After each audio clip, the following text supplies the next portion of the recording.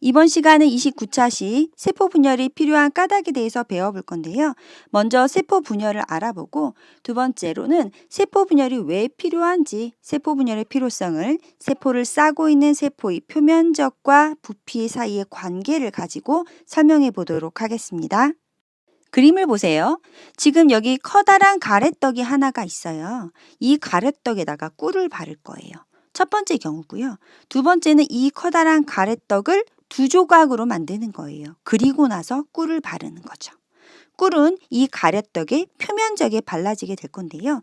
그림을 봤더니 커다란 가래떡 하나일 때는 꿀이 요만큼 들어가는데 두 조각으로 잘랐을 때는 꿀단지가 조금 더 커졌어요. 더 많은 꿀이 필요하다는 얘기예요. 왜냐하면 떡을 자르게 되면 표면적이 증가하기 때문에 그렇습니다. 가래떡을 하나에서 반으로 자른다면 떡을 싸고 있는 표면적은 커지기 때문에 꿀이 더 많이 필요했다는 이야기입니다. 다음은 우리 교과서 162쪽과 163쪽에 나와 있는 탐구입니다. 세포의 표면적과 부피 사이의 관계. 자, 1번. 가로가 4cm, 세로가 2cm, 높이가 2cm. 가로가 4cm니까 기다란 직육면체 모양이 되겠네요. 이러한 직육면체 모양의 우무조각 두 개를 준비합니다. 그래서 우무조각이 뭐예요? 라고 묻는 친구가 있는데요. 우리 바닷속에 있는 조류 있잖아요. 미어, 다시마, 김 이런 물속에 사는 조류. 네, 그 중에서 홍조류, 우뭇가사리를 끓여서 식혀서 탱탱하게 이제 점성 있는 상태로 만든 거예요. 우무조각 두 개를 준비합니다. 그리고 그림처럼 이 직육면체 한 개를 반으로 정확히 잘라요. 그러면 정육면체 두 개가 나오겠죠. 왜냐하면 여기 가로가 4cm였잖아요. 4cm를 반으로 나눴으니까 가로도 2, 세로도 2, 높이도 2, 정육면체 두 개가 나오게 되겠네요. 두 개 중에서 하나만 자른 거예요. 그러면 총 세 조각이 되겠네요. 식용색소가 담긴 비커 안에다가 그 세 조각을 집어넣은 거예요. 직육면체 하나, 정육면체 두 개 모두 넣고 기다립니다. 약 10분 정도 시간이 흐른 뒤 우무조각을 모두 꺼내서 증류소로 닦아줍니다. 각 우무조각의 가운데를 잘라서 그 잘린 단면을 관찰하면요. 아래 그림과 같습니다. 이건 커다란 거 한 조각짜리. 그런 다음에 얘는 작은 거, 작은 조각 두 조각이 되겠네요. 우리 앞서서 가래떡 잘랐던 거 기억하나요? 잘린 면만큼 표면적이 늘어났어요. 그림에 있는 커다란 우무조각하고 작은 우무조각 두 개를 봤을 때 겉에 있는 표면적이 어느 부분 늘어났나 체크를 해본 부분이에요. 왼쪽 기다란 부분 여기와 있고 오른쪽 기다란 부분 여기에 해당하고 위에 맨 아래 자른 부분은 여기에요. 칼이 들어가서 잘린 면 지금 V자로 체크된 이 두 부분 요만큼의 표면적이 늘어난 겁니다. 큰 우무조각을 작은 우무조각 두 개로 자르면 잘린 면만큼 표면적이 늘어난다. 그림에서 확인해 보았습니다. 먼저 세포 분열의 개념을 먼저 짚고 넘어갈게요. 세포 분열이라고 하는 것은 하나였던 세포, 즉 세포 한 개가 두 개로 나눠지는 것을 이야기를 해요. 세포가 분열을 해서 새로운 세포가 많이 만들어지잖아요. 그러면 세포의 수가 많아지겠죠. 세포의 수 증가. 우리 생물의 몸을 이루고 있는 세포의 수가 점점 늘어나게 되잖아요. 그러면 생물의 몸집이 커지는 쭉 자라는 생장이 일어나게 됩니다. 두 번째, 세포의 물질 교환. 우리 물질 교환은 2학년 때 배웠어요. 필요한 거 받고 필요 없는 거 주고받는 거. 서로 물질을 주고받는 것을 물질 교환이라고 했거든요. 세포는 생명활동을 하면서 세포를 싸고 있는 세포막, 즉 세포 표면을 통해서 필요한 물질을 주고받습니다. 세포가 필요한 건 산소와 양분이고 세포가 필요 없는 건 이산화탄소나 노폐물. 우리 2학년 때 배웠어요. 그래서 산소, 영양분, 세포 표면을 통해서 흡수하고 이산화탄소하고 노폐물은 세포 표면을 통해서 내보내는 거죠. 이렇게 해서 물질을 교환을 합니다. 우리는 오늘 세포 분열에 대해서 배운다고 했어요. 그렇죠? 왜 하나였던 세포를 굳이 두 개로 나눌까요? 그냥 세포 하나를 그냥 크게 쭉 자라게 하면 되지 않을까요? 세포가 크기가 쭉 점점 자라면요. 세포의 표면적도 넓어지고 부피도 커지겠죠. 덩치가 커지니까요. 그런데 문제는 표면적은요. 부피에 비해서 그렇게 많이 늘어나지 않아요. 세포가 커질 때 면적이 커지는 비율은 부피가 커지는 비율보다 작아요. 면적은 우리 초등학교 때 가로 곱하기 세로 이렇게 배웠어요. 부피는 가로 곱하기 세로 곱하기 높이 이렇게 배웠어요. 그래서 면적은 단위가 제곱미터, 부피는 단위가 세제곱미터 이랬어요. 기억하시나요? 면적은 제곱으로 증가해요. 하지만 부피는 세제곱으로 증가하죠. 면적이 아무리 커지려고 해봐야 부피가 커지는 비율을 따라갈 수가 없는 거예요. 그런데 여러분 보세요. 세포가 생명활동을 하면서 세포 표면적을 통해서 물질 교환을 해요. 물질 교환을 잘 해야 세포가 잘 살 수가 있는 거예요. 그런데 세포가 무작정 크기만 커진다면 표면적이 커지는 비율이 부피가 커지는 비율을 감당할 수가 없는 거예요. 자, 여기 선생님이 세포를 하나 그려볼게요. 여기가 세포의 정중앙이에요. 세포가 이렇게 조그맸을 때는 이 표면에서 중앙까지 필요한 물질을 잘 흡수하고 필요 없는 물질을 잘 내보냈어요. 그런데 세포의 크기가 점점 커지면 밖에서 안에까지 들어오기도 힘들고 안에서 생긴 노폐물도 바깥으로 버리기가 힘든 상황이 도달한다는 이야기죠. 이런 상황이 되었을 때 세포는 크기가 커지는 걸 멈추고 하나였던 세포를 두 개로 나누는 세포 분열이 일어나게 되는 겁니다. 즉 정리하면 표면적이 커지는 비율에 비해서 부피가 커지는 비율이 점점 커져요. 세포가 그냥 커져버리면.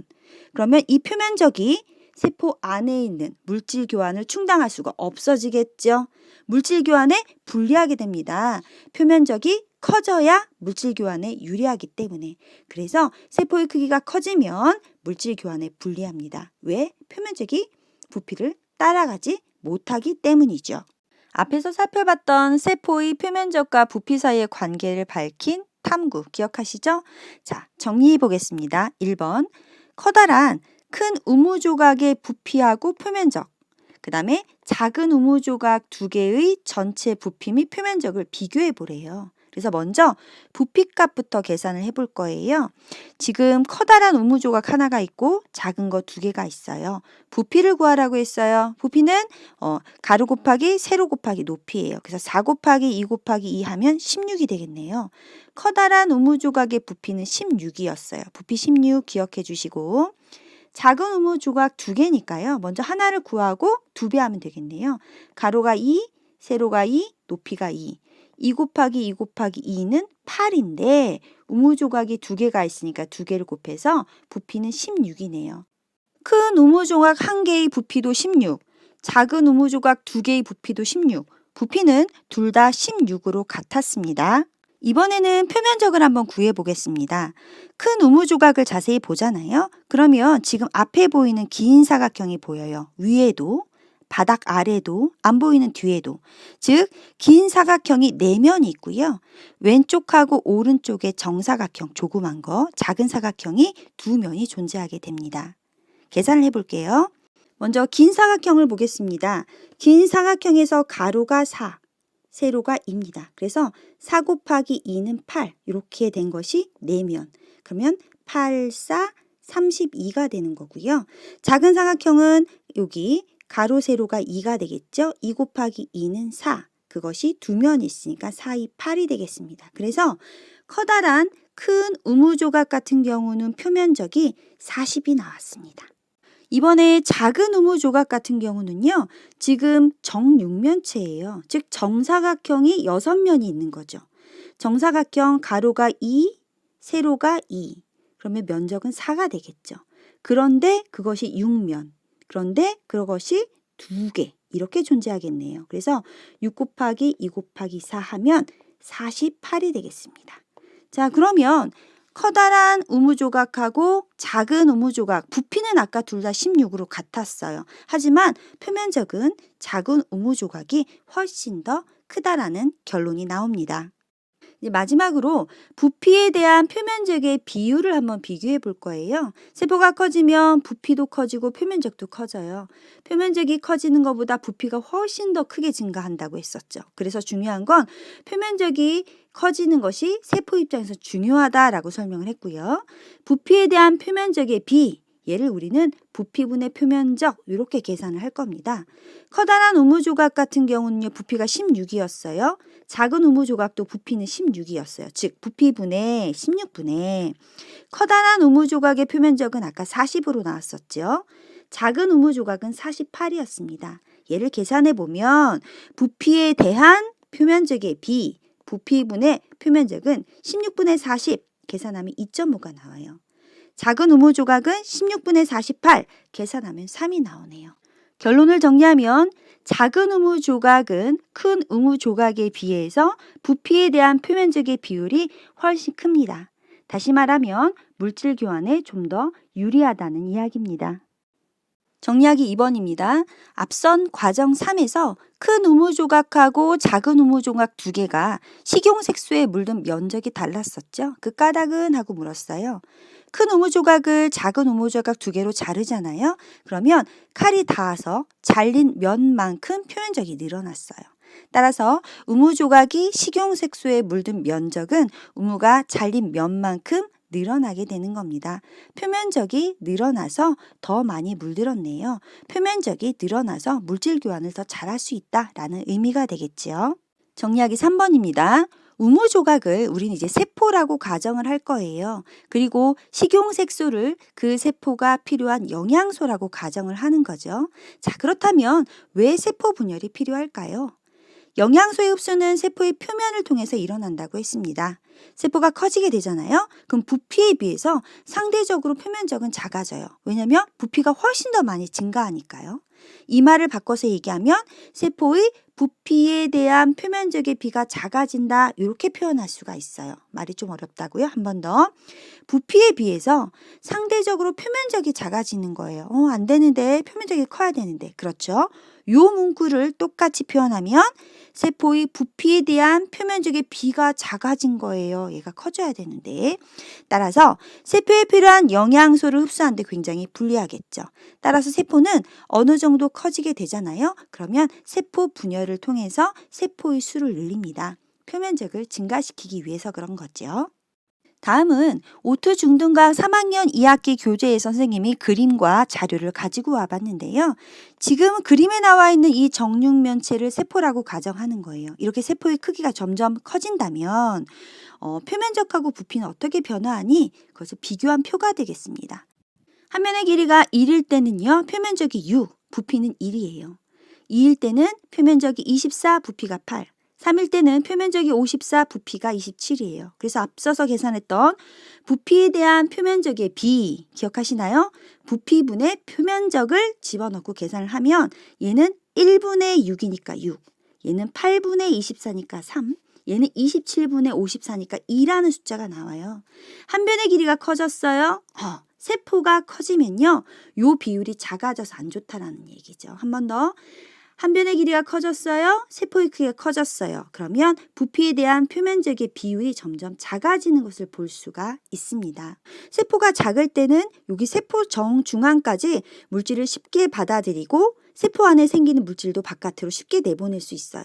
하지만 세포가 커져버리면 세포의 정중앙까지 표면에서 흡수한 물질들이 제대로 공급되기 힘들고 내부에서 생긴 노폐물도 표면으로 배출하기가 힘든 상황이 생긴다는 얘기죠. 그러면 세포는 더 이상 커지지 않고 세포를 두 개로 나누어서 부피에 대한 표면적의 비율을 다시 높이는 방향으로 가게 되는 겁니다. 그래야 물질 교환을 잘 할 수 있기 때문이죠. 스스로 확인하기 1번입니다. 세포 한 개가요. 두 개로 나누어지는 것을 무엇이라고 하는가? 그렇죠. 세포 하나가 두 개로 나누어지는 것을 우리는 세포 분열이라고 합니다. 2번. 세포의 크기가 계속 커지는 것보다 어느 정도 커지면 나누어지는 것이 여기 중요한 문구 나왔네요. 부피에 대한 표면적의 비가 상대적으로 어떻게 돼서 물질 교환에 유리하다라고 했어. 물질 교환에 유리해야 돼요. 부피에 대한 표면적의 비가 커져야 물질 교환에 유리하다라고 설명을 했습니다. 3번입니다. 사람이 성장할 때 쭉쭉 자랄 때는요. 세포 분열로 세포의 수가 늘어나기 때문에 세포에서 뭐가 효율적으로 일어난다? 그렇죠. 세포가 자라기 위해서는 물질 교환이 효율적으로 일어나야 합니다. 4번입니다. 한 변의 길이가 1cm, 2cm, 3cm인 정육면체 모양의 세포가 있다고 할게요. 그 각각의 부피분의 표면적, 부피에 대한 표면적의 비, 그 값을 계산해서 비교해보자 라고 했네요. 부피에 대한 표면적의 비, 부피분의 표면적 값 계산해보면 1cm일 때는 표면적이 6, 부피가 1. 그래서 부피분의 표면적 1분의 6이니까 6이 되겠네요. 2cm일 때는 표면적이 24, 부피가 8이 되니까 8분의 24에서 3이 되고요. 3cm일 때는 표면적이 54, 부피가 27이니까 27분의 54 계산하면 2가 됩니다. 정리해보면 이렇게 1cm, 2cm, 3cm 세포의 크기가 점점 커지면 부피에 대한 표면적의 비율이 이렇게 점점 작아진다는 것을 확인할 수가 있겠습니다. 오늘 우리는요, 세포가 생명활동에 필요한 물질을 흡수하고 필요 없는 물질을 내보낼 때 이러한 물질 교환이 세포 표면에서 일어난다는 것을 알았어요. 그런데 세포가 커지잖아요. 그러면 표면적이 커지는 비율이 부피가 커지는 비율을 따라잡지 못해서 물질 교환에 불리하다라고 했죠. 그래서 세포의 부피에 대한 표면적의 비가 커야지 물질 교환에 유리하고 세포는 어느 정도 커지게 되면 분열을 해서 그 숫자를 늘린다라고 배웠습니다. 다음 시간에는요, 30차시 체세포 분열에 대해서 배워보도록 하겠습니다.